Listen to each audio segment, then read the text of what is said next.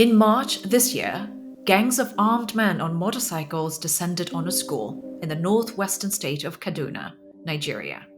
287 children, some as young as 8, along with a few teachers, were kidnapped. That same week, there was another mass kidnapping, again committed by armed men on motorcycles, but in the northeastern state of Borno. Between 2019 and 2023, there has been over 660 kidnapping-related events in northwestern Nigeria. It has to be said, however, that this problem has seen a decline despite this recent shocking incident in Kaduna. So, who is behind these kidnappings and why are they targeting these communities? According to Nigeria's country profile within the Global Organized Crime Index, these kidnappings can, although not always, involve high levels of violence, often resulting in clashes between the perpetrators themselves. These levels of violence have allowed extremist groups like the Islamic State West Africa province to offer protection to local communities. According to the OC Index, extortion and protection racketeering levels are extremely high in Nigeria, at a score of 8 out of 10, the highest in West Africa. Overall, Nigeria has very high levels of criminality. It's the second highest on the African continent and sixth highest globally, with a score of 7.28 out of 10. With me to discuss the kidnappings in Nigeria are two guests from the Global Initiative Against Transnational Organized Crime: Kingsley Madueke, the Nigeria Research Coordinator, and Lawan Dejuma Adamu, the Northern Nigeria Field Coordinator. Kingsley and Lawan, welcome to the Index. Kingsley, can I start with you first? How long has kidnapping been a part of the criminal economy in Nigeria? Initially, kidnapping was mainly experienced in the South-South region, linked to oil militancy and cult groups.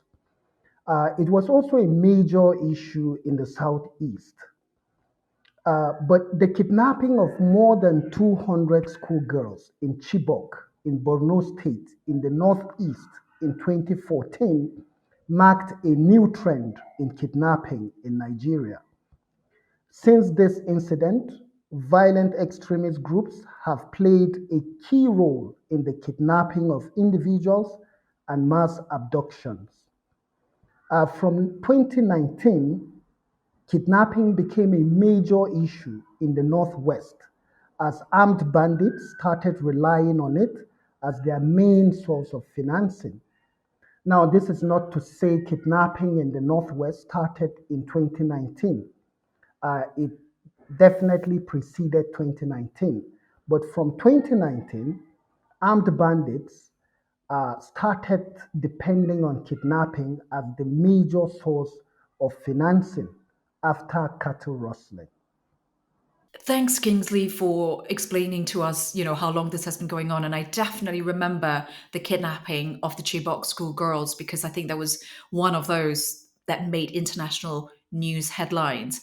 Now, can you tell us a bit more about the most recent spate of kidnappings that we've seen? Since the end of February 2024, this year, over 500 people have been kidnapped in a series of mass abductions in Nigeria's northeast and northwest regions. For example, on the 29th of February, suspected Boko Haram members kidnapped more than 200 people, primarily women and children, in the northeastern state of Borno. Coming down to the northwest, at least three separate incidents of mass kidnappings happened in quick succession since 7th March, when a group of gunmen raided a school and abducted about 287 pupils in Chukun area of Kaduna State. 2 days after this incident, on 9th March to be precise, gunmen abducted another group of students, about 15 of them, from an Islamic school in Sokoto State, still in the northwest. Uh, and authorities were still, searching trying to rescue these kidnapped victims, and there was still a lot of fear across the country when, on the 12th of March, armed bandits again reportedly uh, attacked and kidnapped 61 people in Kaduna State. So, just to point out that though some of these kidnapped victims have been released, but many of them are still in captivity as we speak. Now, the two attacks that sort of happened within days of each other, right? Like that you just mentioned, and I also mentioned in the introduction, the one in Kaduna and the other one in Borno, they happen in two very different parts of Nigeria. Could you tell us who are the groups behind these kidnappings? Kidnapping has been a major source of revenue for two main groups: the violent extremist organizations. The second set of groups are the armed bandits. Now, it's important to know that these groups operate in different geographies. So, the kidnappings in the northeast region are mainly perpetrated by violent extremist groups. So the kidnapping that happened in Borno was mainly perpetrated by Boko Haram. And you also have the Islamic State in West Africa province, ISWAP, operating in the northeast.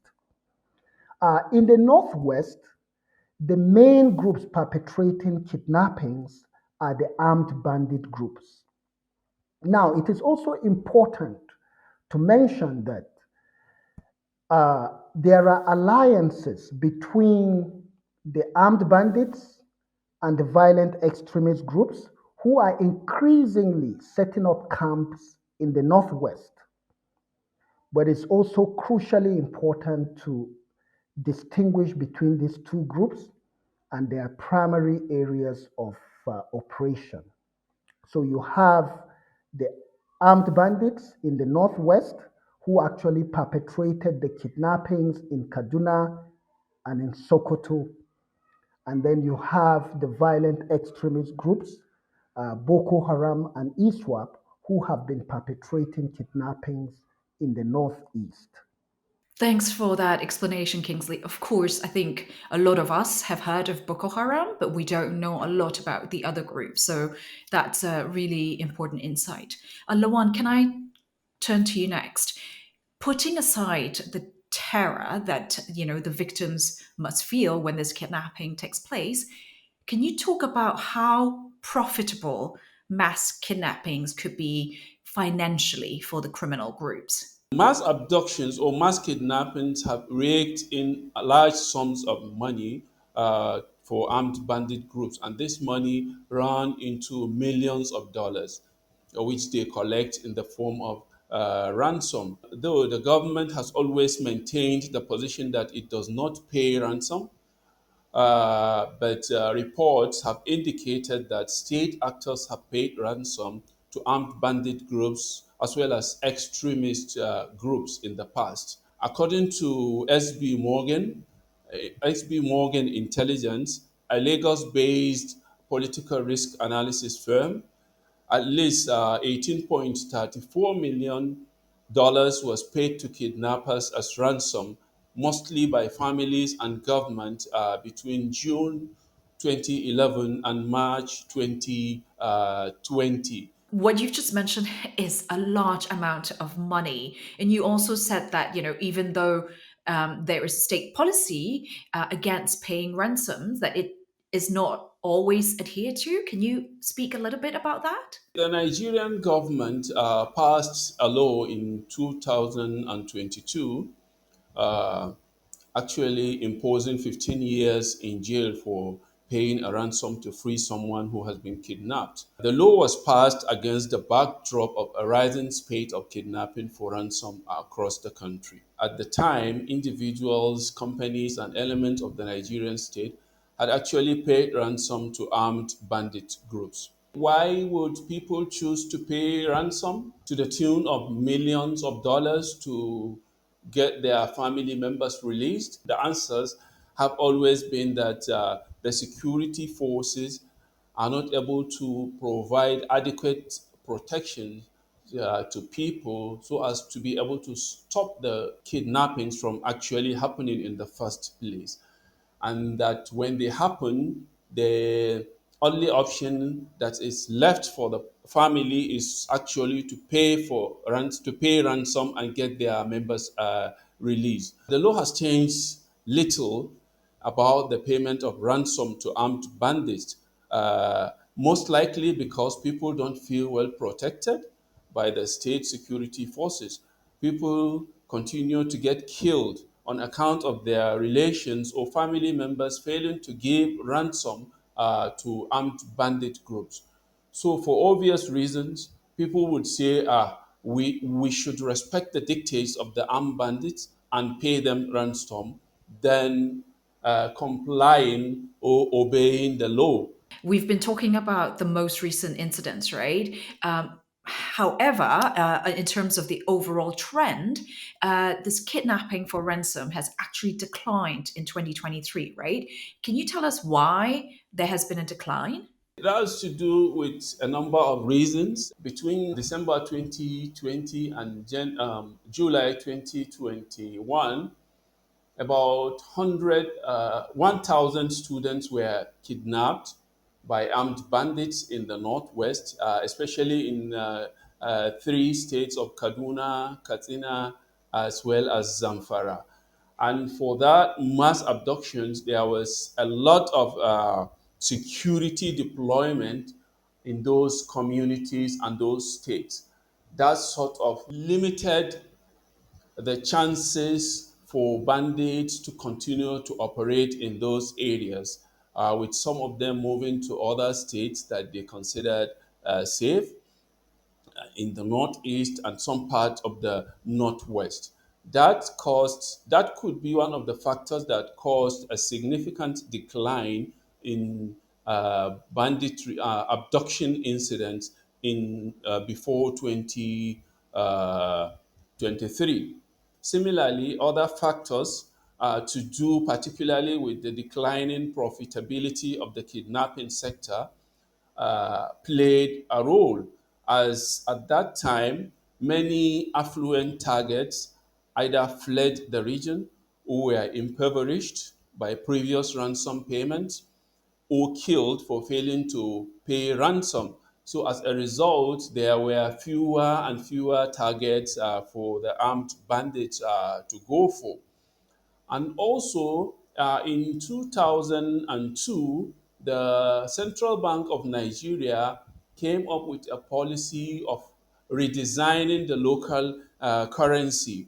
The strategy behind it was to address the escalating menace of kidnapping for ransom, among other objectives. So bank customers at that time spent hours in queues trying to exchange their old notes for new ones. Uh, because that was not happening very fast, there was a kind of scarcity of notes, and that made ransom payments difficult. Now, if there's a decline in, this activity, how are criminal groups, supplementing their loss of income? Are they sort of searching for an alternative source of illicit income?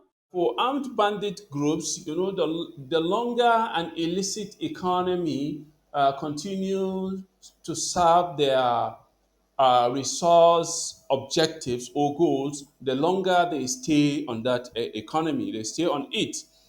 So it is common for them when a particular economy loses its profitability, to quickly move to any available illicit economy, and that has been seen right from 2011 when the whole banditry issue started in the northwest. At that time, they were primarily concerned with stealing cattle, that is cattle rustling.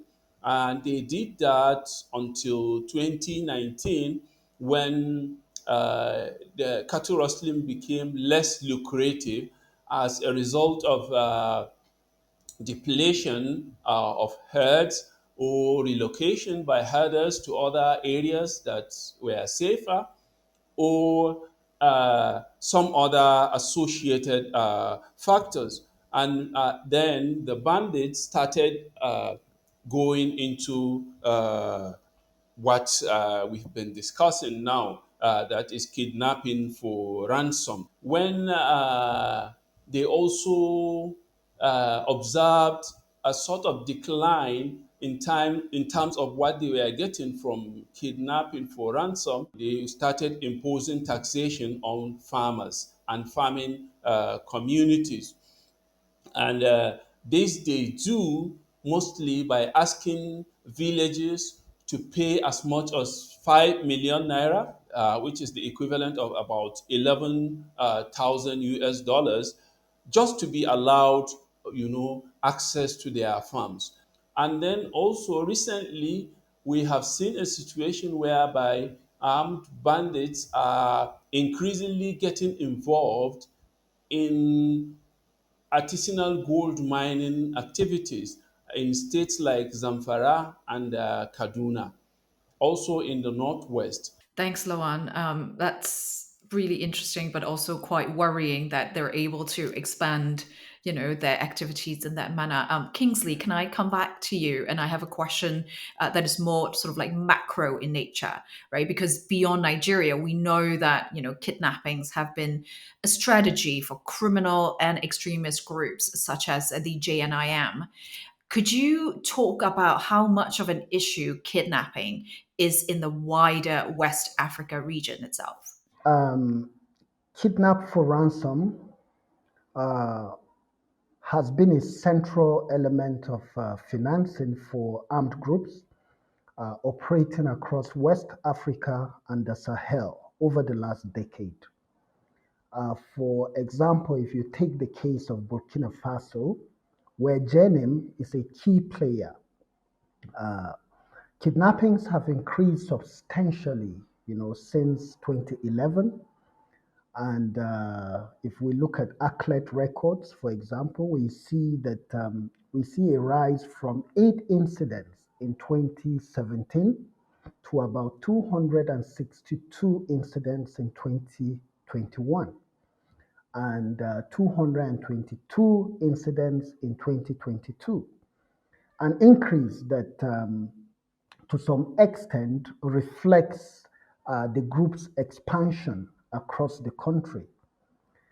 If you come down southward, you come down to northern Benin. Since 2022, kidnappings have increased significantly as violent extremist organizations continue to intensify their southward spread from the Sahel into coastal West Africa. By the end of November 2023, northern Benin had experienced at least 101 kidnapping or attempted kidnapping incidents since 2019, with the figure for 23 alone being about 75 incidents. And that is more than 3 times the previous year. In 2022, 24 incidents were recorded, more than the total number of incidents recorded across the country between 2016 and 2021. Thanks for that, Kingsley. Let's come back to Nigeria for now. And we know that there are significant issues with criminal and extremist groups, but you and Lawan have mentioned that. And, the kidnappings that we have been talking about happen in very remote locations. So I have a two-part question for you. How have state, authorities and forces responded to these kidnappings? And how effective has that response been? State responses have been in the form of military operations, and these operations have been reactive rather than proactive. And while increased military operations have proven to decrease the activities of armed bandits, including kidnapping, in the short term in some areas, there's a need for sustained increase in security in the Northwest, short-term decrease in the activities of armed bandits and violent extremist organizations through military operations need to be built upon with longer-term security and service provision to prevent bandits from quickly returning and conducting reprisal attacks against communities perceived to have collaborated with the state. The trend is that when you have military operations, temporarily armed bandits relocate to safer areas.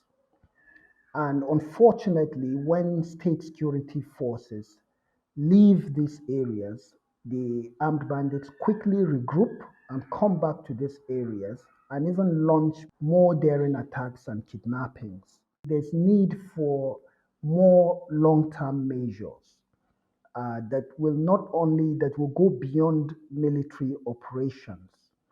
And one of these measures, uh, there's a need to integrate intelligence gathering. There's also a pressing need to work with local communities, gain their confidence so that they will trust state security forces enough to volunteer information. So, as part of these responses, too, there's a need to also consider how to demobilize informants that are embedded within local communities, who play a very crucial role in the resilience and intractability of armed groups by providing armed bandits with information on potential targets and also giving information to armed bandits on the movements of state forces and vigilantes. And I think I just need to emphasize that there's a pressing need to recognize the crucial role that informants that are embedded within these local communities, the role that they play in facilitating kidnapping. Great. Thank you very much for those points, Kingsley. Last question, and Lawan, could you take this one? Now, looking forward, do you see this sort of current, upsurge in kidnappings as an emerging trend? Do you see this lasting? The current situation of mass kidnappings resulted from a number of factors, one of which is the fact that Nigeria's security forces are stretched. They operate across various theaters in the northeast and other parts of the country. That's apart from the northwest, where we face the armed bandits problems. Another factor is to do with limited state presence in rural and remote areas of the Northwest. These factors, alongside others, have actually given bandits the leverage to be able to carry out mass abductions in this region. It's going to continue in this way unless the government is quickly able to, change the situation by providing adequate security in rural and remote areas, by also ensuring that schools are well protected, and then also, as Kingsley has pointed out earlier, there needs to be a lot of work on intelligence gathering so as to be able to preempt armed bandit attacks and ensure, adequate security across the region. Otherwise, we are going to continue to have more incidents of mass kidnappings. Thank you for joining us on this episode of The Index, and a special thank you to Kingsley and Loan for their insights. To learn more about criminality and resilience in Nigeria, please visit ocindex.net. Remember that the Global Organized Crime Index is a totally free resource and is available to everyone.